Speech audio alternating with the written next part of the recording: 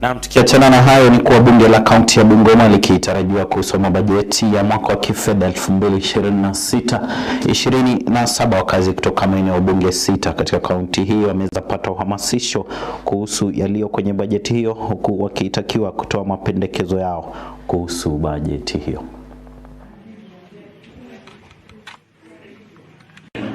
Akizungumza baada ya mkutano huo wa uhamasisho, afisa wa shirika la REDO Miriam Mwafula anahoji kuwa swala la ushuru kuongezwa na mianya katika ukusanyaji ushuru limeangaziwa pakubwa, akitoa wito kwa wawakilishi wadi kuangazia swala hilo.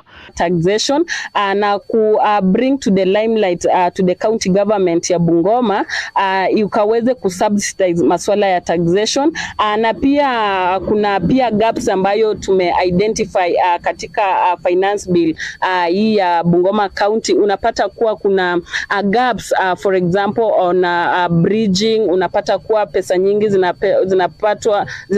zinatoweka ama zinapotea kwa njia tatanishi. Hivi sasa tuna recommend county ya Bungoma ikaweze kuseal such loopholes, ndiposa county ya Bungoma ikatimize malengo yao ya making sure that they attain their budget targets. Ni kauli iliyoungwa mkono na afisa wa shirika hilo Ezekiel Odeo, anayehoji kuwa sheria ya kitaifa inaruhusu kuandaliwa kwa vikao vya kupata maoni ya wananchi kuhusu bajeti hiyo, akisema mapendekezo yao yanastahili kujumuishwa. Integrated Development Plan 2023-27, hapo ni nafasi kama mashirika yasiyo ya serikali kuweze pia kupeana maoni yetu ili yaweze kuwekwa ndani ya hizo mpangilio.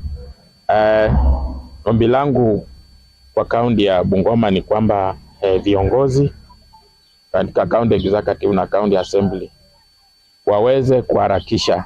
Ameongeza kuwa swala la utoaji leseni linastahili kuangaziwa upya, akisema wafanyabiashara wengi hutozwa ada ya juu ikilinganishwa na biashara zao. Kuna mwongozo wa tariffs and pricing, waweze kupeana kipaumbele kwa mwongozo uweze kuidhinishwa, ili wakati tunafanya taxation tuweze kuwa na mwongozo bora ili tusiweze kuumiza hawa wananchi.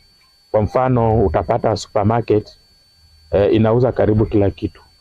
Hata supermarket inauza, iko na bar ndani wanauza wine and spirits, iko na grocery ndani hapo wanauza nguo, vyakula na kadhalika. Na hali Eric Lumbasi, West TV, kaunti ya Bungoma.